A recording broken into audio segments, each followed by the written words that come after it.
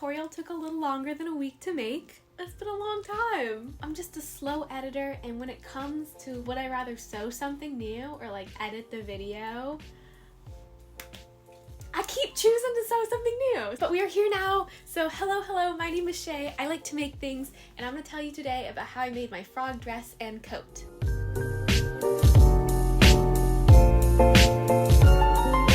This dress originally started as an impulse project. I was waiting for my fiber optics fabric and I needed like a project to do in between. So I tossed a poll on my Instagram with like a couple ideas of stuff I could make, and I just randomly put like, maybe a frog dress. But then everyone voted for it. So I whipped up a sketch really quick and y'all seemed to like it. So we ended up making a frog dress. The design I came up with is actually a dress and coat combo. I gave it a poofy underdress inspired by those silky dresses with lots of ruffles and lots of like fullness. And in general, I just wanted it to have very round vibes. For the coat part of it, I really wanted it to be a cape coat with a big frog hood. And I thought it'd be really cute if the hood was like a little frog head that was eating your face. But with all that said, let's start making it.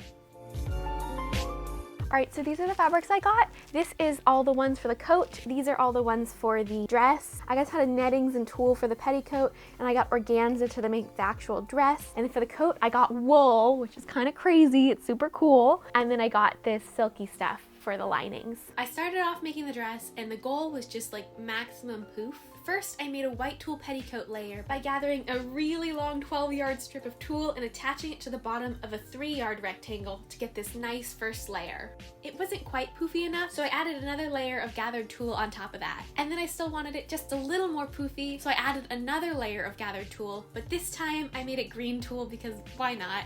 So now we have 3 layers on this guy and a pretty nice shape going on. So the next thing I'm gonna do is start building the actual skirt. But now that we have the base, we're gonna add the organza, which is the fabric that you're actually gonna see. I actually picked 2 colors of green organza. One's a more emerald green, one's a more mint green, and I thought I'd kind of layer them to get the perfect color. And it's the same for the organza layers. They are just gathered rectangles. I added 2 layers of gathered organza rectangles, and then a top layer of a mint organza gathered rectangle. But for that one, I also added a ruffle on the bottom made of, you guessed it, another gathered rectangle. Woo woo! This entire skirt is just made from gathered rectangles because it's easy, it's really poofy, and I'm lazy. But this also makes it a really good beginner project because there's no hard patterns to it.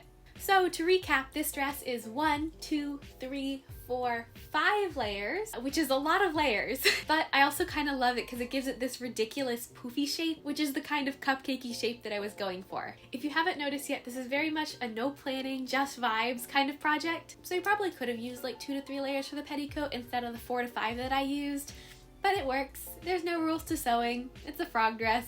And it's on to the next part, the top of the dress. For the pattern, I just draped a dress top on my dress form, but you can also use like any strapless dress pattern if you just don't want to drape it. I then stacked all the fabrics that I wanted to use for my bodice. Mine ended up being 6 layers because my fabrics were very transparent and I had to layer them multiple times in order to get an opaque color. I used my pattern to cut out my pieces for the bodice, so the outside pieces together, added in the lining, and then attached the bodice to the skirt. Lastly, I just added a zipper in the back for closure, and that's it. Okay, guys, it's done. It's pretty poofy, pretty nice, but I'm really happy with it, and now I can move on to the cape part. Part 3, the coat. I started out with a pattern that I found at Joann's. I thought it was pretty close to what I wanted, so I made it out of scrap fabrics. So I sewed up the mock-up, and as you can see, it doesn't fit quite right. The shape's not the diagonal shape that I want, so now I'm just gonna play around with it a little and make those adjustments so that it fits the way that I want. This method of making a mock-up and then adjusting it is one of my favorite methods for modifying patterns because I'm a very visual person and I think it's easier than having to like modify a flat pattern or something. Kind of see here, I already made my pattern adjustments. It really wasn't anything too major. I'm eventually gonna make these into teardrop shapes. That's why they're folded up a little. So now it's time to cut. Once I had my modified pattern, I cut my pattern pieces out of green wool, sewed the pieces together, double checked the shape of my pattern, and then gave it a nice and pretty top stitch. All the fancy patterning, and it still just looks like I'm wearing 2 lily pads sewn together. It's definitely not a conventional coat in any way, but I kind of like it. It makes me feel a little bit like a leaf or like a bug. For the lining, it was a very similar process. I cut the pieces out of green satin lining, sewed them together, pinned them inside the coat, and then I actually hand stitched the entire lining into the coat. Okay, so that took like probably 3 movies, so about 5-ish hours. There are definitely faster ways to do it, but it was kind of relaxing, so I enjoyed just sewing around the edges. Sorry, I'm whispering because it's like 1 a.m. And now we are down to the last bit, the hood.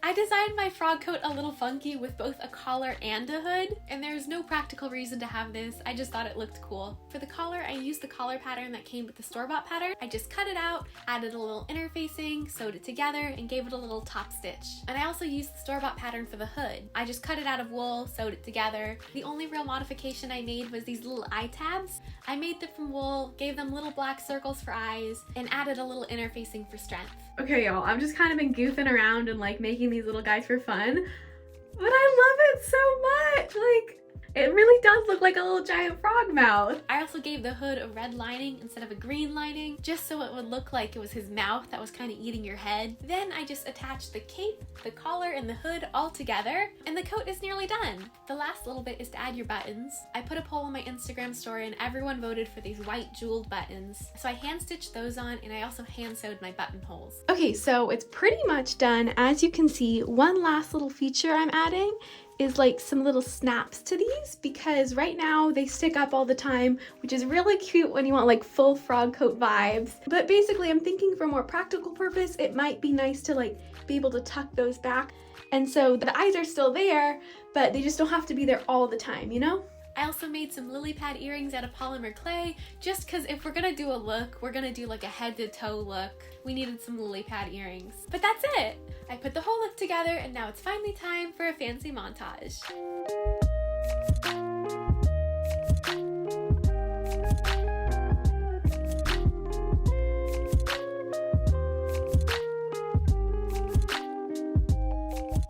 This whole frog project started out as just an impulse thing, but it turned into like one of my favorite projects for this year. And I've actually been working for like the past 6 months to see if I could get these coats manufactured so that anyone could buy them. But it's a lot harder than you expect.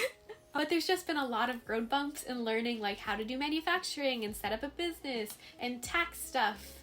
But I am still trying for it. I'm trying to get designs made, and so hopefully in the near-ish future my designs will one day be available for purchase. But if you're really interested in being able to buy something once I start making stuff, you can go to my website and sign up for my email list, and I will send out an email whenever I open up my store. And speaking of trying something new, let me introduce you to this week's sponsor, Skillshare. Skillshare is an online learning community that has a ton of classes for creators or just like curious people to try out. They have topics from photography to illustration, design, video, freelancing, and so much more. It's a cool way to learn more about something you're already passionate about, or even to just try something that you've always wanted to pick up. Personally, I'm always trying to improve my sewing skills, so this month I took the Garment Construction Introduction to Draping class by the Project Runway winner herself, Anya Ayoung-chi. It's a short class, but it walks you step by step on how to drape a dress pattern from scratch. And even for me as an experienced sewer, it was nice to have someone else explain their thought process and every single step out. The whole Skillshare platform is made just for learning, so there's no ads,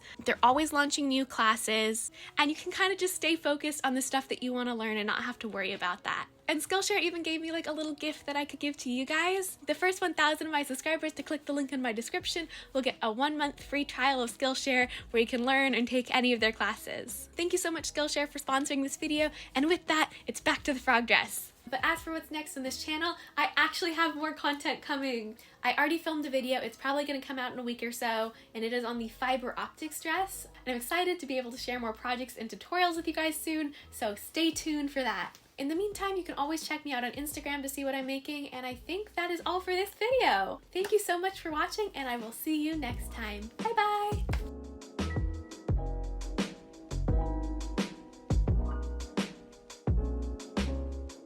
If you couldn't tell, the theme for today's outfit was strawberries. It is currently 2 in the morning.